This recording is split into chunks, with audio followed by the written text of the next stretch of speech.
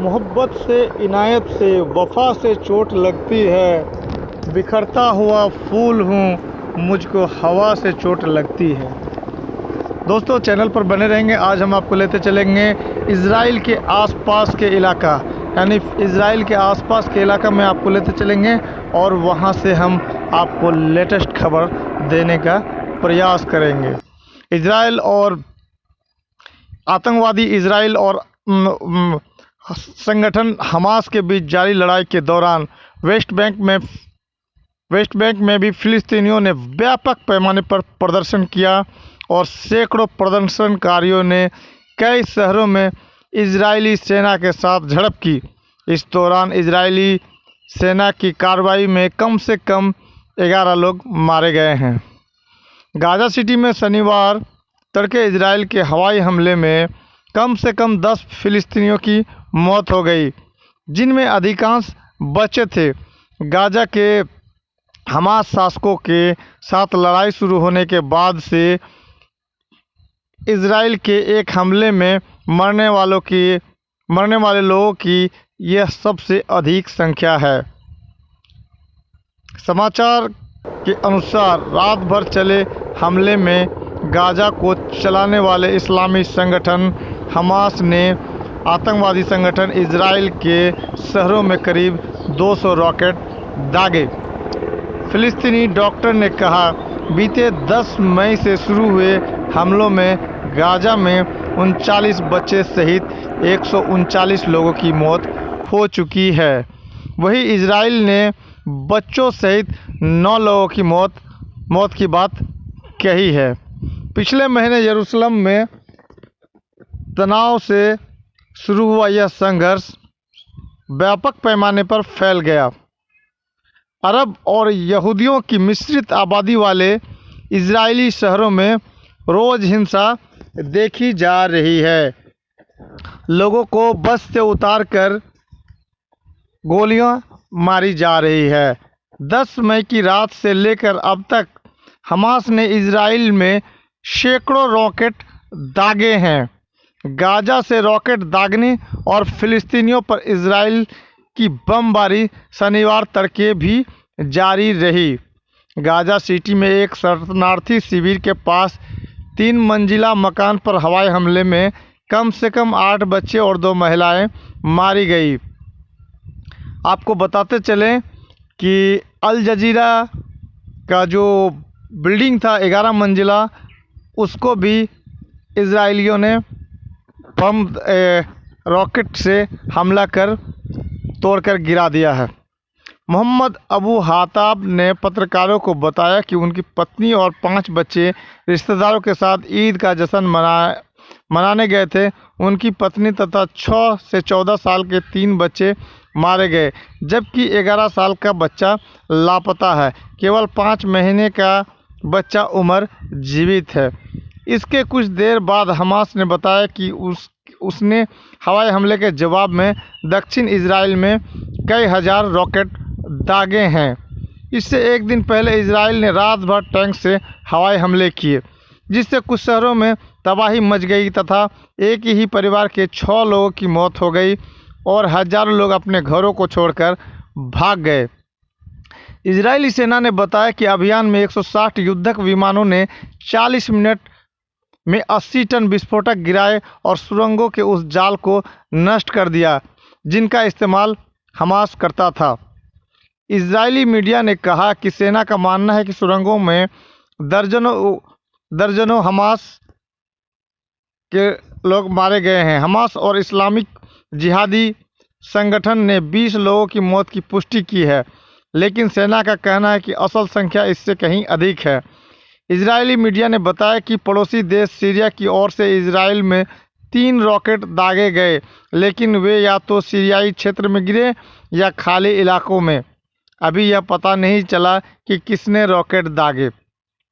पूर्वी यरूशलेम में इस महीने की शुरुआत में तनाव तब शुरू हुआ जब फिलिस्तीनियों ने शेख जर्राह में निष्कासनों के खिलाफ प्रदर्शन किया और इजरायली पुलिस ने अल अक्सा मस्जिद में खड़े निहत्थे नमाजियों पर अंधाधुंध गोलियां चला दी। जिस तरह से हिंदुस्तान में अंग्रेज़ों ने एक जालियांवाला बाग कांड किया था कि निहत्थे लोगों को चारों ओर से घेर कर गोलियां चला दी थी, बस उसी तरह से अल-अक़सा मस्जिद में जो नमाजी थे और जो इबादत कर रहे थे, उन्हें इज़राइल के आतंकवादी फौजी ने या मिलिट्री ने कह लीजिए, उसने अंधाधुंध गोलियां दागी और उसे वहाँ के मस्जिद के नमाज पढ़ने वाले, इबादत करने वाले को शहीद कर दिया।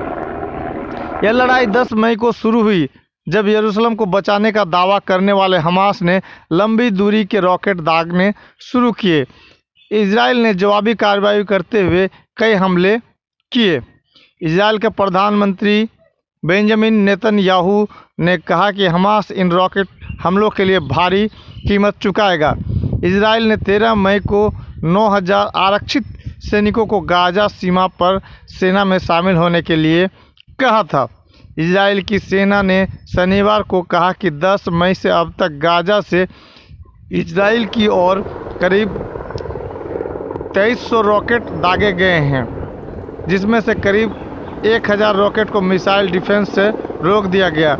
आपको बता दें कि जब एक रॉकेट को जब दागा जाता है और उसको डिफेंस के लिए यानी रोकने के लिए इंटरसेप्ट जो किया जाता है, तो एक इंटरसेप्ट करने के लिए एक जो ऑपोजिट जो उसकी जवाबी कार्रवाई की जाती है, तो उसमें 1 करोड़ रुपये इंडियन 1 करोड़ रुपये के आसपास खर्चा बैठता है। यानी कि एक रॉकेट दागा और उसको इंटरसेप्ट करने के लिए अगर उसको रोकना है तो 1 करोड़ खर्चा आता है फिर उसको रोकने के लिए। और कोई ज़रूरी नहीं कि वो उसे रोक ही ले, क्योंकि रोकने की भी एक कैपेसिटी होती है। और जब ताबड़तोड़ ये लोग जब हमास के लोग जब ताबड़तोड़ रॉकेट दागते हैं, तो इस तरफ से इजराइल की तरफ से उसका इंटरसेप्टर मशीन भी काम नहीं कर पाता है। यानी कि अगर उसने 100 चलाए तो इधर से भी अगर उसको 100 इंटरसेप्ट करने के लिए चलाते हैं, तो परिणाम ये होता है कि वो 50 को 20 को ही रोक पाते हैं, बाद बाकी को रोक नहीं पाते हैं। चलिए, वेस्ट बैंक में व्यापक पैमाने पर प्रदर्शन, कम से कम 11 की मौत। इजराइल और हमास के बीच जारी लड़ाई के दौरान वेस्ट बैंक में भी फिलिस्तीनियों ने व्यापक पैमाने पर प्रदर्शन किया और सैकड़ों प्रदर्शनकारियों ने कई शहरों में इजरायली की सेना के साथ झड़प की। इस दौरान इजरायली सेना की कार्रवाई में कम से कम 11 लोग मारे गए। यह हिंसा ऐसे वक्त हो रहा है जब फिलिस्तीनी शनिवार को नकबा दिवस मना रहे हैं, जब वे 1948 के युद्ध में इजराइल द्वारा मारे गए हजारों फिलिस्तीनियों को याद करते हैं। इससे संघर्ष के और तेज होने की आशंका बढ़ गई है।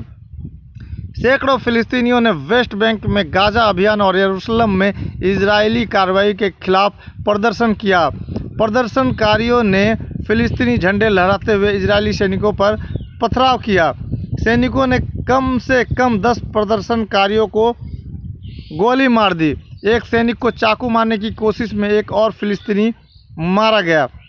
एक ऑनलाइन वीडियो में पूर्वी यरूशलेम में एक युवा यहूदी नागरिक पिस्तौल से गोलियां चलाते हुए दिख रहा है। इजराइल की उत्तरी सीमा पर सेना ने तब गोलियां चलाई जब लेबनान और फिलिस्तीन के प्रदर्शनकारियों का एक समूह सीमा पर कंटीली तारों को काटकर घुस गया। इस दौरान एक लेबनानी मारा गया।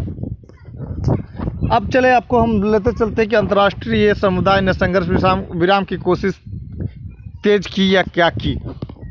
इजराइल फिलिस्तीन मामलों के लिए अमेरिका के उप सहायक विदेश मंत्री हादी आमर संघर्ष को कम करने की कोशिश के तौर पर शुक्रवार को इजराइल पहुंचे। इस बीच संयुक्त राष्ट्र सुरक्षा परिषद के रविवार को बैठक करने की संभावना है। हालांकि मिस्र के एक खुफिया अधिकारी ने बताया कि 1 साल के संघर्ष विराम के उसके प्रस्ताव को ठुकरा दिया है, जिसे हमास ने स्वीकार कर लिया था। समाचार के अनुसार शुक्रवार को मिस्र के 2 सुरक्षा सूत्रों ने कहा कि मिस्र संघर्ष विराम की कोशिश कर रहा था ताकि बातचीत शुरू हो सके। मिस्र जहां हमास को संघर्ष विराम के लिए तैयार करने में लगा था, तो वहीं अमेरिका सहित अन्य देशों को इजराइल के साथ समझौते के लिए भी तैयार करने में लगा है। वहीं संयुक्त अरब अमीरात ने शुक्रवार को संघर्ष विराम और बातचीत का आह्वान करते हुए सभी पीड़ितों के लिए संवेदना जताई। बता दें कि बीते सितंबर में यूएई और बहरीन पिछले करीब 25 सालों में पहले ऐसे अरब देश बने थे जिन्होंने इजराइल के साथ औपचारिक संबंधों को मान्यता दी थी। फिलिस्तीन के एक अधिकारी ने शुक्रवार को कहा, मिस्र, कतर और संयुक्त राष्ट्र के मध्यस्थ शांति बहाल करने के लिए सभी पक्षों के साथ अपने संपर्क बढ़ा रहा है, लेकिन अभी तक कोई समझौता नहीं हुआ है। अब समझौता हो भी तो कैसे? आप ही समझिए कि एक मस्जिद में नमाज पढ़ रहे निहत्थे लोगों को आतंकवादी इजरायली फोर्सेस के द्वारा चारों ओर से घेर कर अंधाधुंध गोलियां चला दिया गया और अब उस मस्जिद को तोड़ने की कोशिश चल रही है। ऐसे में वहाँ के गैरतमंद मुसलमान इसलिए क्योंकि बहुत जगह ऐसा हुआ कि मस्जिद को तोड़ दिया गया और वहाँ के मुसलमान चुप रहे, यानी वो इस तरीके का बेगैरत नहीं, उसके अंदर गैरत थी और इन गैरतमंद मुसलमानों ने उसकी जवाबी कार्रवाई की। और जवाबी कार्रवाई में हमास का कहना है कि हमारे पास इतने गोले बारूद हैं कि हम 6 साल तक अभी लड़ाई को जारी रख सकते हैं। और कहने के लिए तो गिनती में ये 100 या 200 रॉकेट की बात करते हैं, लेकिन एक अनुमान है कि कम से कम अब तक 2 से 3 हज़ार रॉकेट दागे जा चुके हैं। इतनी रॉकेट की स्पीड और इतने तेज़ी से वो दागते हैं कि इंटरसेप्ट करने वाली मशीन भी काम नहीं करती है। चैनल पर बने रहेंगे और लेटेस्ट अपडेट के लिए भी बने रहेंगे। फिर जो कोई अपडेट आता है तो हम आपको बताते चले कि यहाँ न्यूज़ लेना आसान काम नहीं है। यहाँ रिपोर्टरों को भी गोली मार दिया जाता है। न्यूज़ चैनल के ऑफिस, जो अल जज़ीरा का ऑफिस था 11 मंजिला, उसको भी उड़ा दिया गया है। यानी कि आप यहाँ कोई किसी तरह का इंटरनेशनल कोई कानून वगैरह कुछ नहीं बचा है। यानी कि आप ये कह लीजिए कि इज़राइल की ऐसी तबाही हुई है, ऐसी हालत हो गई है, इतनी बुरी हालत हो गई है कि वहाँ के प्रधानमंत्री चाहते नहीं है कि वहाँ की खबरें को बाहर प्रसारित किया जा सके। इसलिए वहाँ चैनल वालों को भी चुन कर गोली मार दिया जाता है। चैनल के ऑफिसों पर भी अंधाधुंध फायरिंग हो रहा है और वहाँ के ऑफिस को भी उड़ा दिया जा रहा है। तो बने रहेंगे चैनल पर और हम आपको दिखाते रहेंगे क्या स्थिति हो रही है इजराइल की और इजराइल के हालात की। इजराइल के हालात बद से बदतर हुआ जा रहा है। बहुत ही जल्द आपको अगली खबर के लिए चैनल पर बने रहेंगे और चैनल को सब्सक्राइब कर लेंगे, इसे शेयर करेंगे।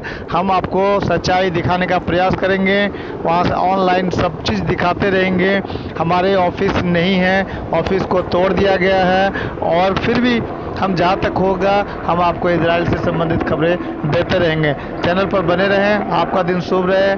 Thanks audience, thanks listener. यहाँ कोई कानून नहीं है, जब जिसे मिल रहा है कोई भी न्यूज़ वाले को भी ढूंढ कर मारा जा रहा है, उनके ऑफिसों को तोड़ा जा रहा है। चैनल पर बने रहेंगे। आपका दिन शुभ रहे। Thanks audience, thanks listener.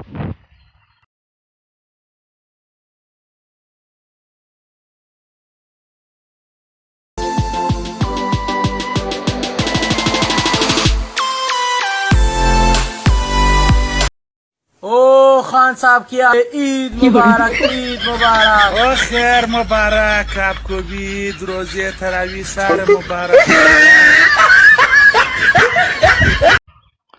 रोजी की फिक्र है न रोटी की तलाश है। देश उस दौर में है जहां जिंदा रहना ही विकास है।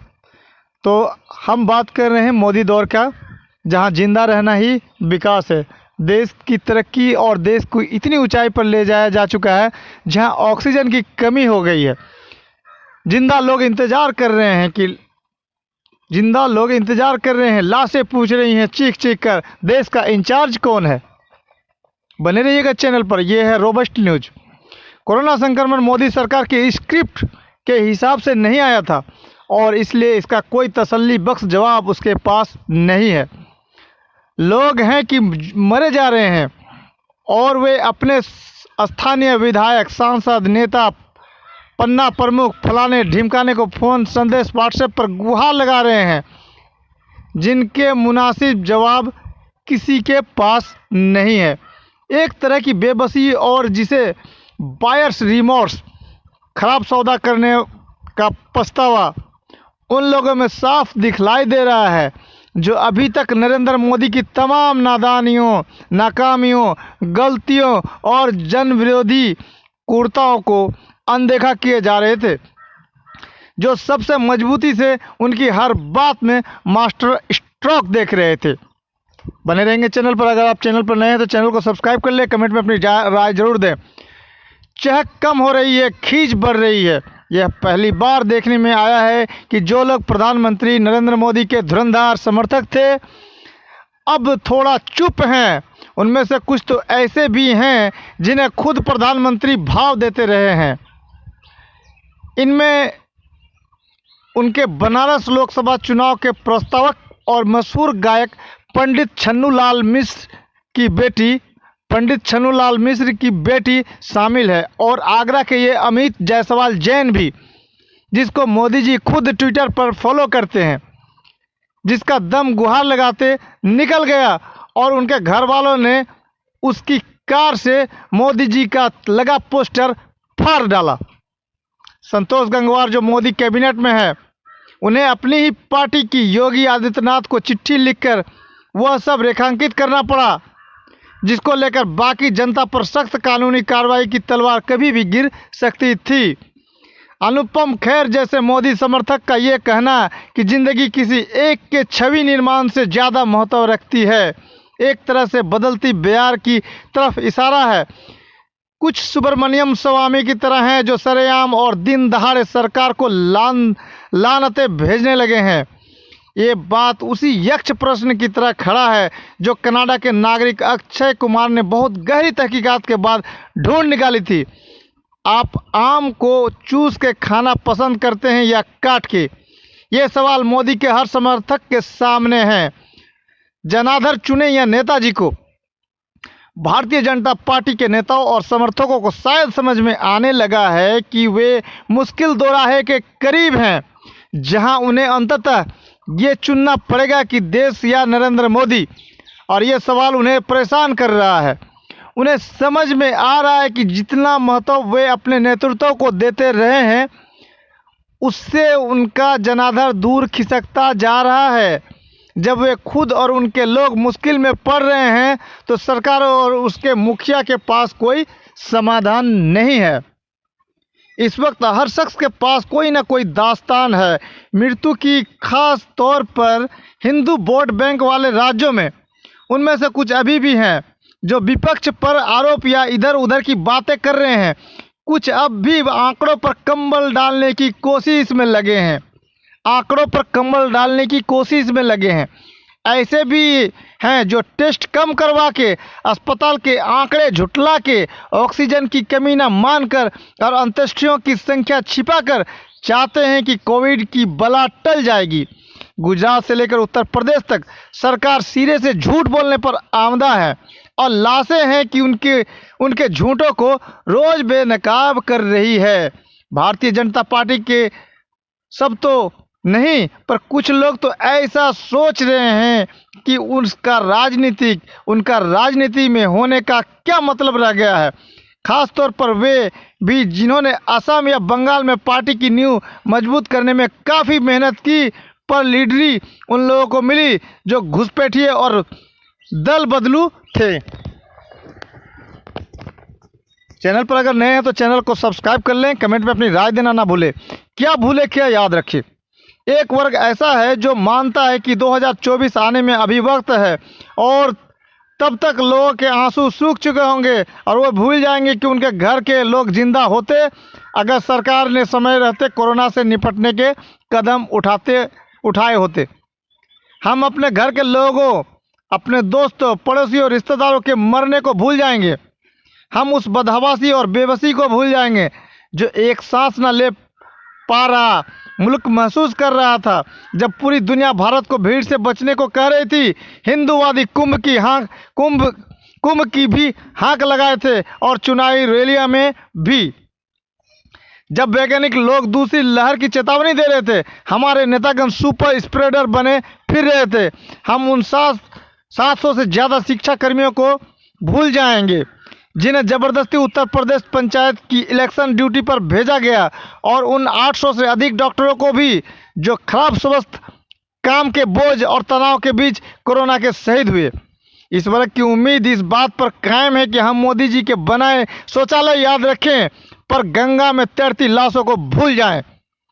हम गोबर, गौमूत्र, रामदेव, कोरोनिल के चमत्कारों से अभिभूत होना बंद न करें और भूल जाए कि जिस सरकार को अच्छे दिन के लिए वोट दिया था, अच्छे दिन आने वाले हैं, लोग अभी भी याद रखे हैं।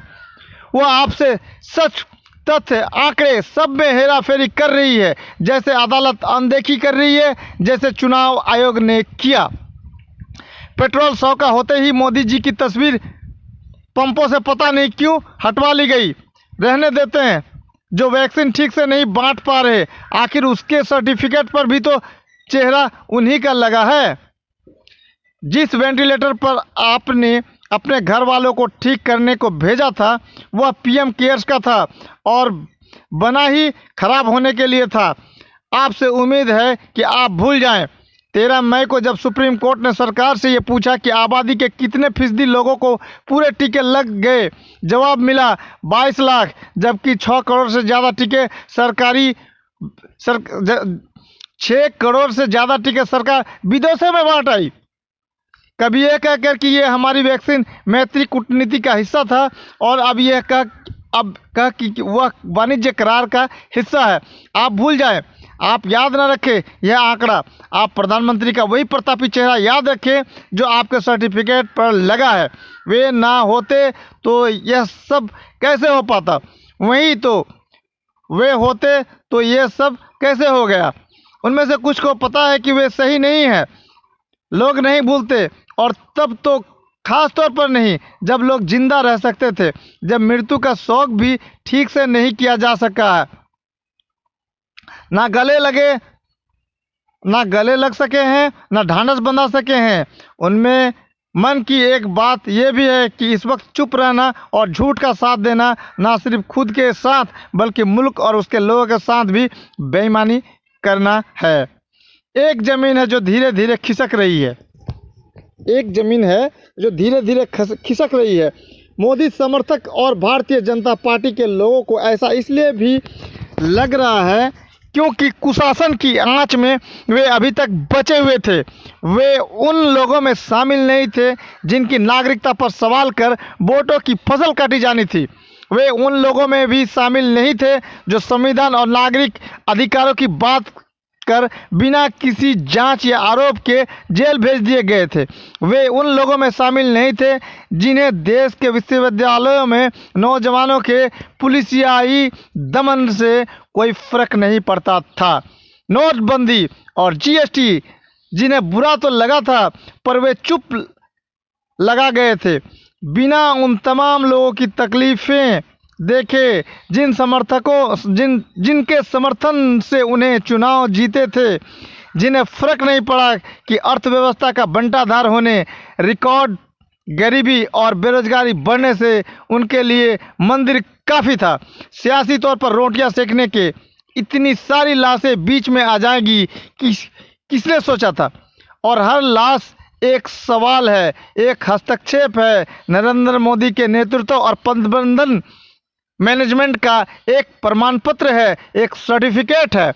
मरने से पहले एक हल्फिया ऐलान छूट गया है मोबाइल, वीडियो कॉल और व्हाट्सएप में। उस अटकी हुई सांस में, धीमी होती नब्ज में वे जिंदा रहते अगर समय रहते कदम उठाए गए होते।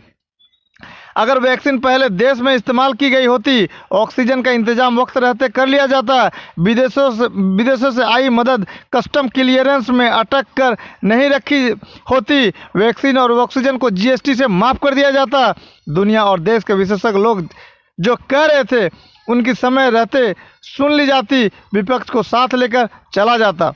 आखिर ये मजाक कब तक चल सकता था कि देश का स्वास्थ्य मंत्री किसी दिन एक नीम हकीम के तथाकथित नुस्खे का मेडिकल रिप्रेजेंटेटिव बना फिर रहा था और किसी और दिन डार्क चॉकलेट खा के कोरोना से लड़ने की हिमायत कर रहा था। ऐसा कभी हुआ होगा कि देश का इंडियन मेडिकल एसोसिएशन, देश के स्वास्थ्य मंत्री जो खुद को एलोपैथी की डिग्री वाला बताते हैं, को बात बात पर झगड़ता हुआ नजर आए। इतनी बड़ी भूल चूक गलती हो गई और इसका कोई जिम्मेदार ही तय नहीं किया गया। किसी से ना इस्तीफा लिया गया, ना किसी की नौकरी गई, सिवा उन लोगों को तंग करने के जो अनुपस्थित सरकार के कारण दूसरों की मदद करने की कोशिश कर रहे थे। हमारा मुख्यमंत्री झूठ बोल रहा है, हमारा विदेश मंत्री और हमारा स्वास्थ्य मंत्री, हमारा रेल मंत्री झूठ बोल रहा है, सब भूल जाएंगे हम। उन्होंने कहा था, मैं बनारस आया नहीं हूँ, मुझे गंगा मैया ने बुलाया है। उस गंगा मैया में लाशें हैं जो बही जा रही है। उनकी अपील है कि लोग भूल जाएं कि जब हिंदुस्तान पूरी दुनिया के सामने कटोरा लेकर खड़ा था, तब भारत में एक कोरोना बाद में मोदी महल बहुत जरूरी काम की तरह खड़ा किया जा रहा था। दुविधा में दोनों गए। इन लोगों की दुविधा बहुत जायज है। एक तो यही कि बहुसंख्यक होने के बाद भी उन्हें ऑक्सीजन, वैक्सीन, अस्पताल में बिस्तर, दवाएं और शमशान में जगह नहीं मिल पा रही है। दूसरा ये कि जब इतनी हाय मची है तो फिर सरकार हाथ पर हाथ धरे कैसे बैठी है। तीसरा, सरकार हाथ पर हाथ धरे बैठी है तो उनका इस्तेमाल लीपा पोती और झूठ बोलने के लिए क्यों किया जा रहा है।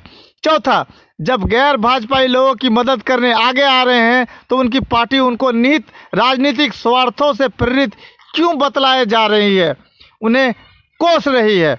पांचवा, ये सरकार के लोग बजाय दुनिया भर के विशेषज्ञों की सुनने की बजाय नीम हकीमों को क्यों तरजीह दिए जा रही है।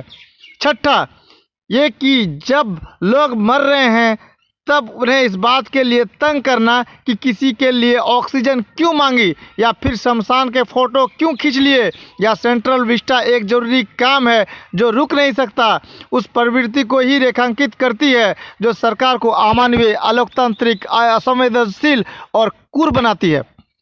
इसमें एक और बात खास है कि इनमें से बहुतों को चमत्कार, यंत्र, तंत्र, मंत्र, कुंडली, गाय, गोबर, गोमूत्र, कोरोनिल पर इतना यकीन है कि उन्हें लगता है उनका कोई कुछ नहीं बिगाड़ सकता।